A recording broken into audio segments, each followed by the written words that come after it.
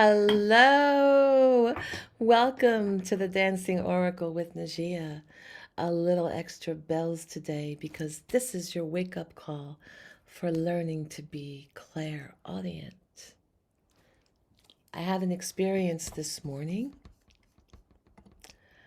I was reading for one of my clients and I got a message that she literally is losing hope and was blocked. Her inner listening from her angels and guides was blocked. Look at this angel making the vibration for healing to wake people up in here.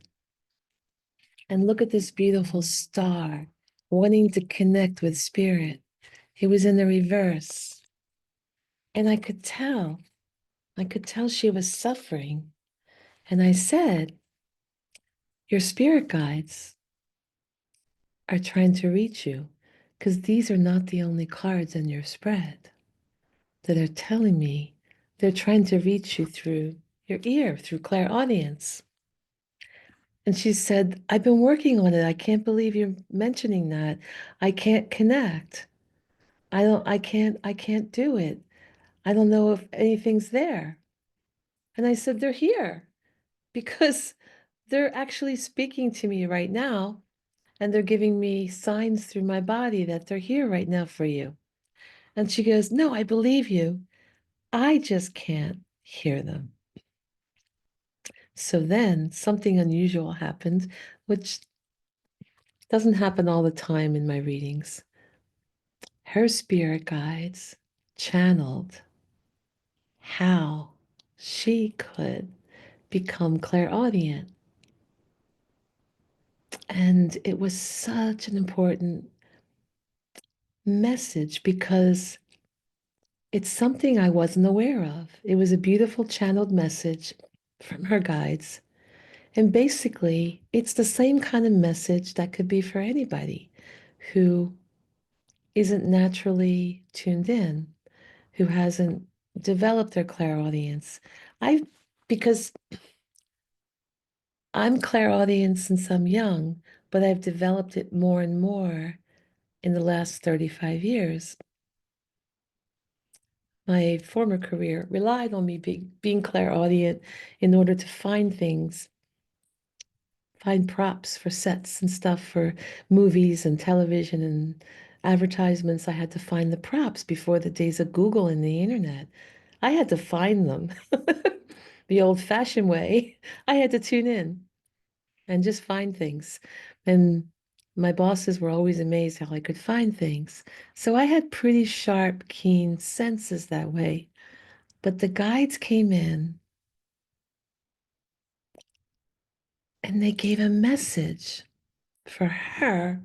And I thought, I'm going to bring this message to everybody because this is a really great way to explain it for someone who's never done this or has difficulty. So the guides said that don't expect to hear a voice. Don't expect to hear words. It doesn't start that way. They said clairaudience is a vibration. And first you have to feel the vibration. It's a sound but vibration. And they said, if you want to know what it feels like when it first comes in, just hum. Go hum. And then touch right here. Hum.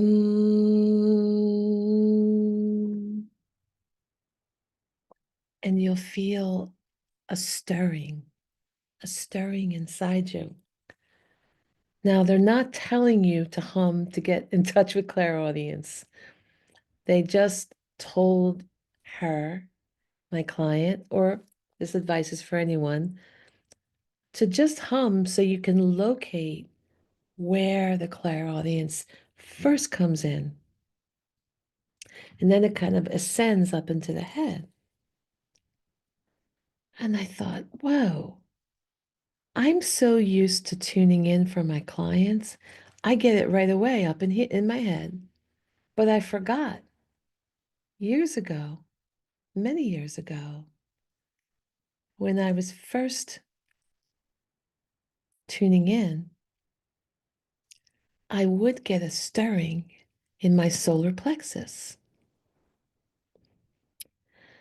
And it would jolt me. It kind of jolt me. And I'd be like, what's that? What's that? What's that all about? And I intuitively kind of got that my angels were trying to tell me something.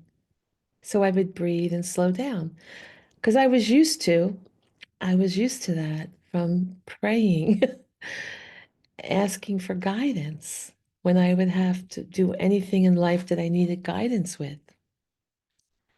Also, when I had to find props, and my ability to keep an apartment over my head and food in my stomach really heavily relied on my ability to find props, set for set, doing sets and props for photography and things. So I would pray a lot and I would tune in, and I forgot what that initially was like. So the guides came in and said to hum, you'll get the feeling. And then it would show up as a thought in your head, but it's not your thought. It's like a voice in your head. After that, it's a voice in your head, but it's not really your voice. And then it might be a voice in your ear speaking to you and kind of making a feeling here, like almost like there's wind in there, or like air, like something moving around. And on a rare occasion, if you're highly tuned in and if the message is urgent, it'll be right outside your ear, like someone is standing right here and talking to you. And talking kind of loud. It's not a quiet voice. Whenever I've experienced audible clairaudience, it's been quite loud. So a lot of times when my clairaudience comes in, it just comes in as a thought. That's not my thought. And then I listen, I'm like, what is that all about? What's that all about? And I'll hear it. But at times, I didn't want to follow the advice because I'm like, no, I'm imagining that. That doesn't make sense. I can't drop everything and go do this, that. You know, I've done some crazy. You heard my cat story. That's one of my clairaudience and the kitty. Go watch that video because that was crazy. And, with my mom, I had just spoken to her. There couldn't possibly be anything wrong with her. She was already getting dressed to go out. But the voice said to get off the ladder. I was painting the house and get off the ladder and call her. And it told me to call an ambulance. And I just thought, this is crazy. Well, for what? What do I need to call the ambulance for? So to the point where the voice shouted, got loud. Because if I had not listened to the voice, she would be dead. She would have been dead years ago, right? Much long time ago, a decade ago. So clairaudience is really important. There's practical reasons. When you need guidance, you say, talk to your angels and you say, guide me. I need your guidance. And my client kept expecting to hear an audible voice outside or right in here. She expected at first it to be really clear. And I said, you know what? You have to develop that.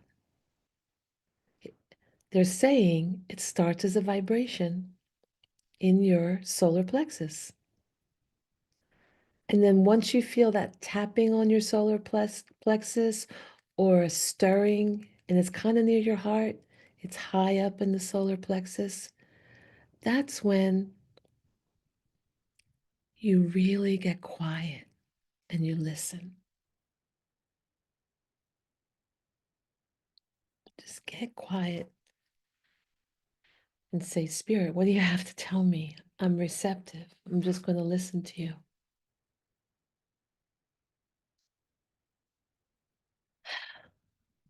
And you get these thoughts, then they just seem to make no sense.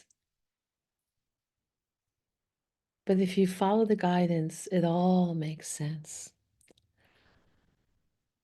I would love to know if any of you have had similar experiences. Have you felt that stirring in the stomach? And have you followed it? Have you stopped? Or what's happened to me a lot is when I don't listen, when I'm too busy to listen, when I get that feeling in my gut and then I start to hear like a voice, but I'm like, no, I'm too busy. No, this, I'm imagining that. I don't stop and decipher if it's spirit or if it's just a thought in my head because you have to slow down. And I will tell you, every major mistake I've made in my life, including some exes, is when I didn't slow down enough to listen to my voice. When I said I'm too busy, or no, I don't, or when I just didn't want to see it or hear it. But the voice is always 100% correct. Spirit is always 100% correct. Spirit is there for you. Spirit will guide you. Sorry, I'm all itchy from.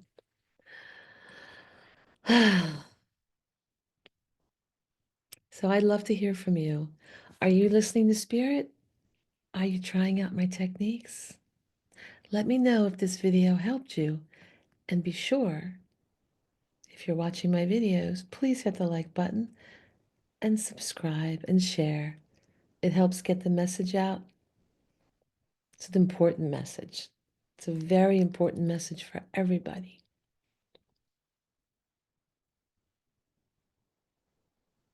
Please look at my Divine Design and Intuition playlist. It'll help you navigate many of the earth changes coming up. There's going to be a lot. You have to be prepared. Take care. Bye.